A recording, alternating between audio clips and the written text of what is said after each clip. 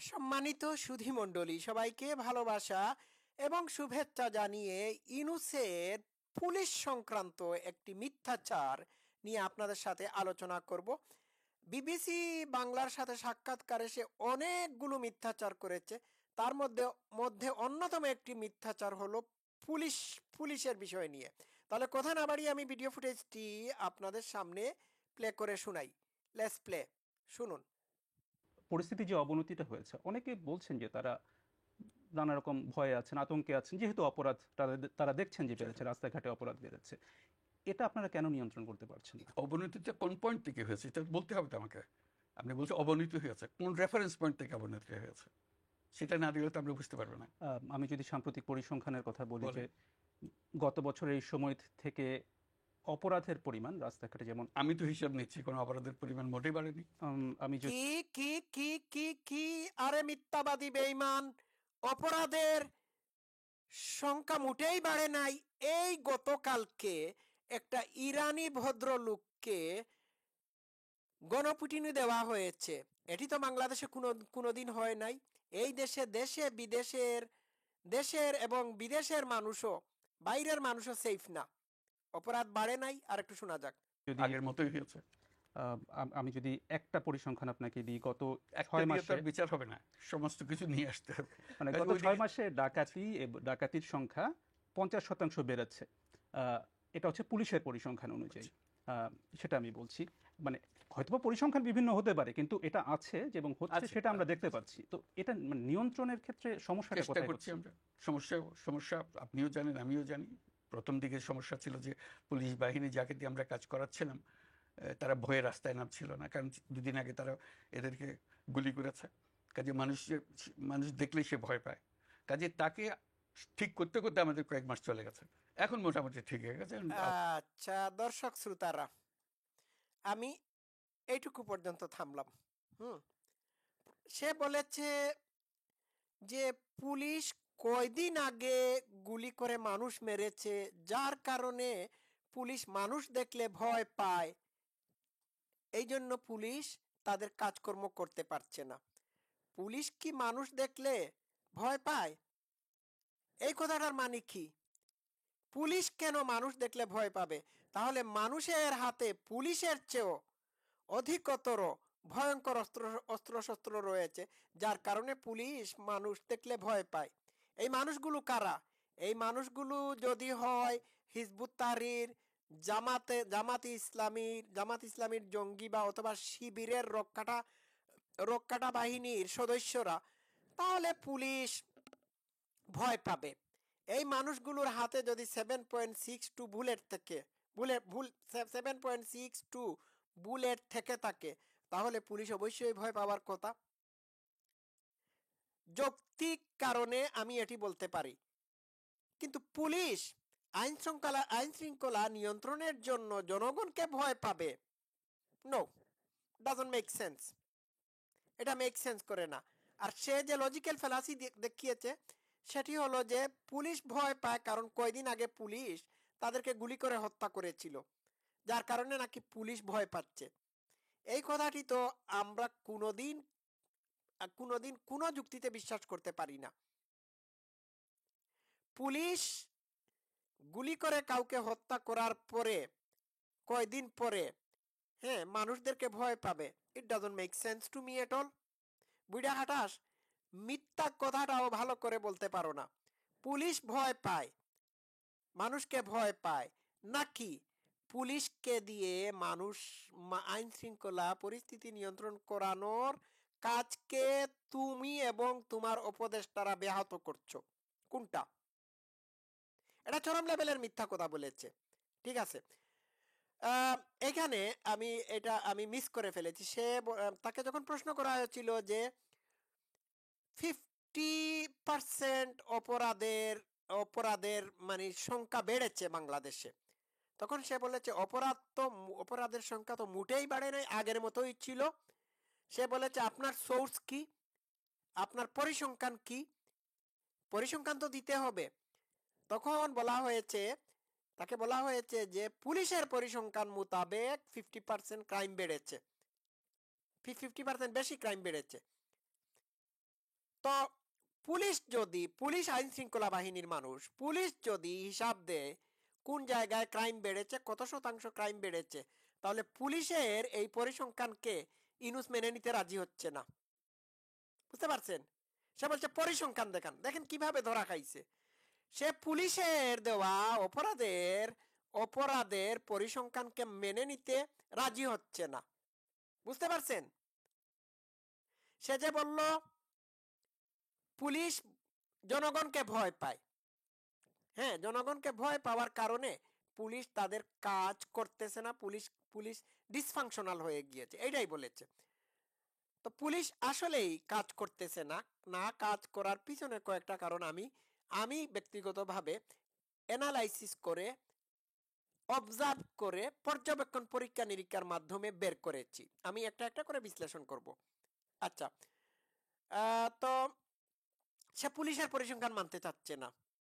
সে কি police officer নাকি? এই প্রধান উপদেষ্টা বুইড়াহাটা সিনুস কি কোন থানার দারোগা নাকি বাংলাদেশের পুলিশের ইনচার্জ? আমি কেন তার কথা বিশ্বাস করব? আমি তো পুলিশের পরিসংখ্যানকেই মেনে নেব, কারণ পুলিশ তো অপরাধ দমন করার জন্য নিয়োজিত। সে তো নিয়োজিত না, সে তো হুকুমদাতা, ঠিক না? সে তো 3000 পুলিশকে হত্যা করার হুকুমদাতা, 3000-এর অধিক। ওই যে পুলিশ হত্যাকারী হাসিবুল ইসলাম হাসিব, সব ছবিতে দেখবেন তার পিছনে সবসময় দাঁড়িয়ে রয়েছে, মানে সে হচ্ছে হুকুমদাতা, আর পুলিশের আত্মস্বীকৃত খুনি তার পিছনে দাঁড়িয়ে তাকে হুকুম দিয়েছে বা তাদেরকে হুকুম দিয়েছে যে বাংলাদেশের পুলিশের উপর জেনোসাইড চালাতে হবে। এইবার আসি আমি আসল কথায়। এই মিথ্যাবাদী ইউনূস পুলিশ সম্পর্কে সম্পূর্ণরূপে মিথ্যা বলেছে। প্রথমত, সে একটি জঘন্য অপরাধ করেছে।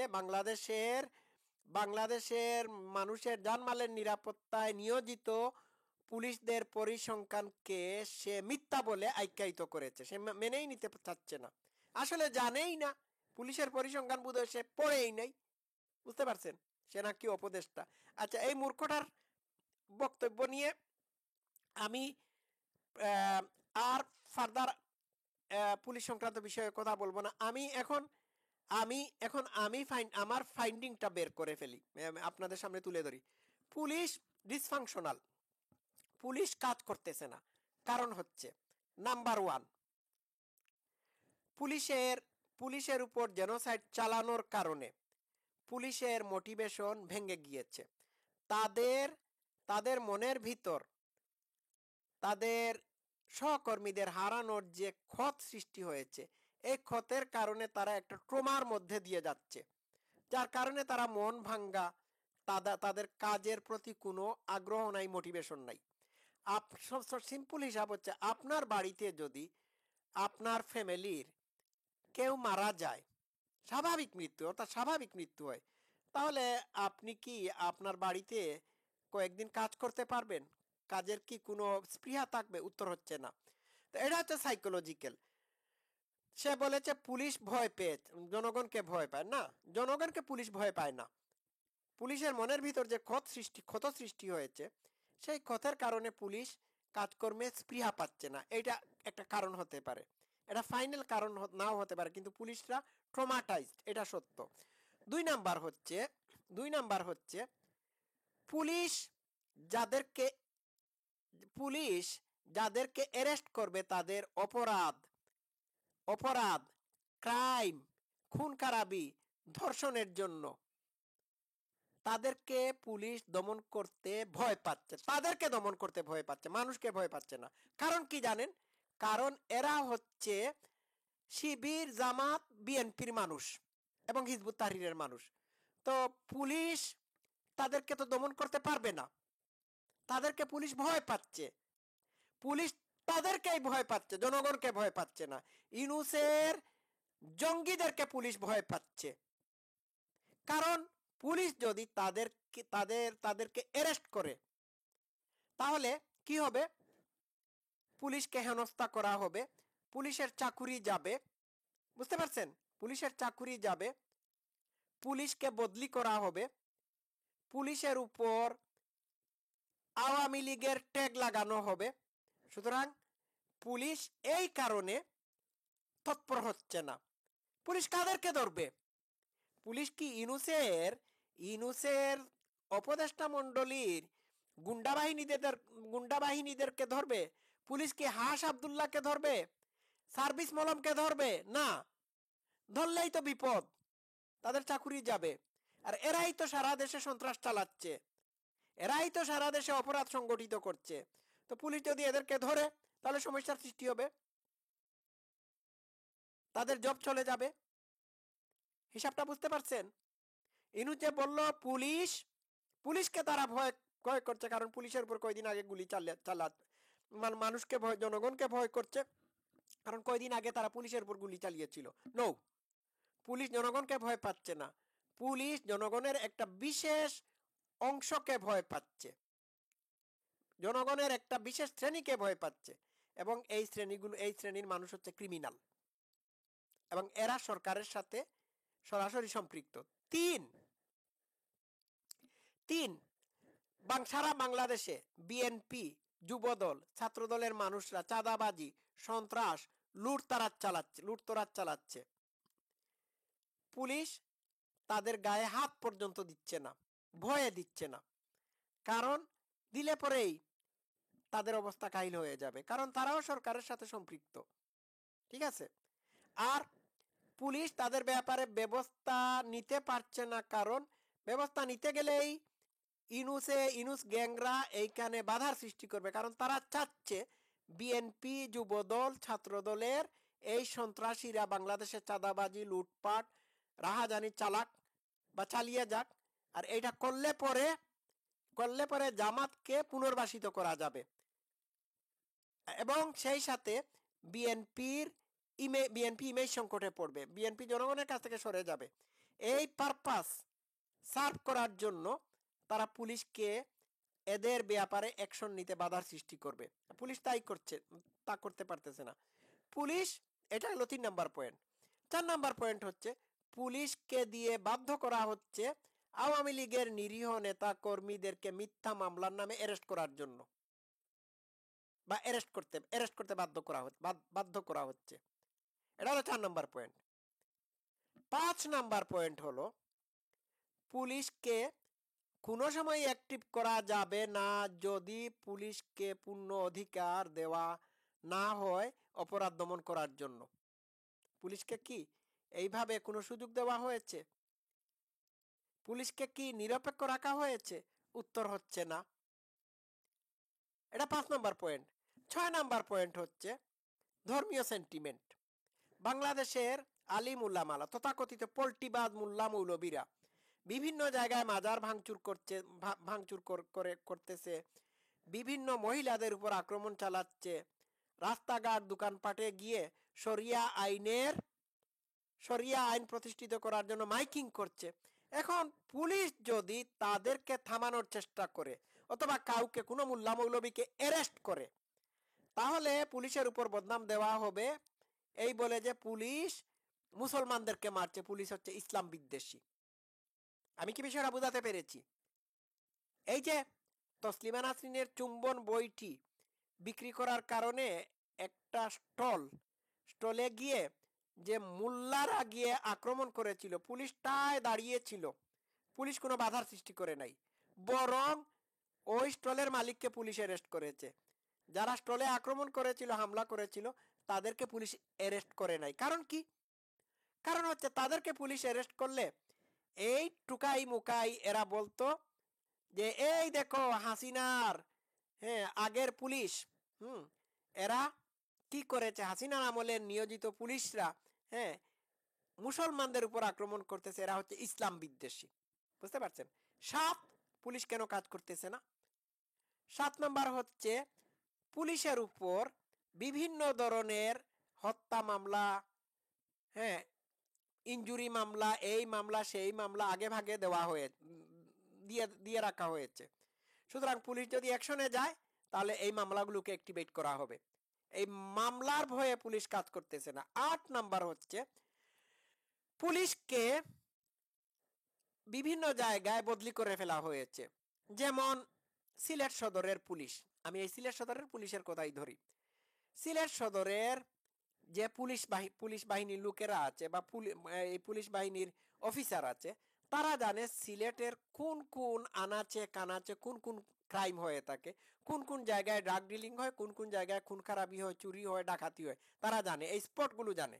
এখন সিলেট সদরের সকল পুলিশ পুলিশ পুলিশ অফিসারকে যদি ময়মনসিংহে বদলি করে দেওয়া হয় আর ময়মনসিংহের সকল পুলিশকে যদি সিলেট সদরের নিয়ে আসা হয়, তাহলে তো এরা কিছুই জানে না।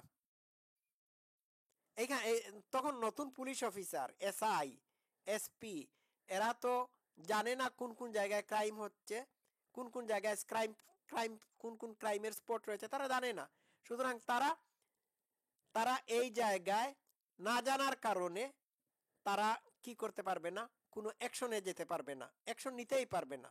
অপরাধীরা এই তাদের সব কয়টা স্পটকে অপরাধের অভয়ারণ্য বানিয়ে দিয়ে কাজ করে যাবে। এটাই হচ্ছে আসল কথা। আর এই বুড়া হাঁটা সিনুস, আমি বাংলাদেশের বাইরে থাকি, আমি পুলিশেও কাজ করি না, পুলিশ অফিসারও না, আমি প্রশাসনেরও মানুষ না। আমি যদি অ্যানালাইসিস করে এটা বার করতে পারি, তাইলে তোমার যে ব্রেইন বুড়া হয়ে গেছে, মগজ যে বুড়া হয়ে গেছে, এই বুড়া মগজ কি কোনো চিন্তা করতে পারে না? হ্যাঁ, নাকি ব্রেইন ফ্যাক হয়েছে?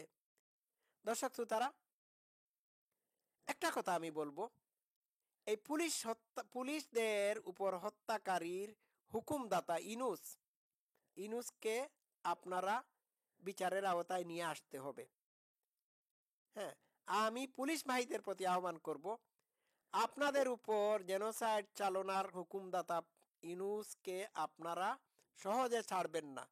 আমার এভিডেন্স আছে, তার পিছনে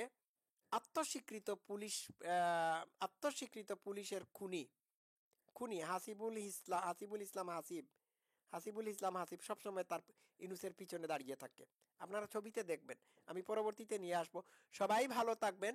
লাভ you all. Thank you so much.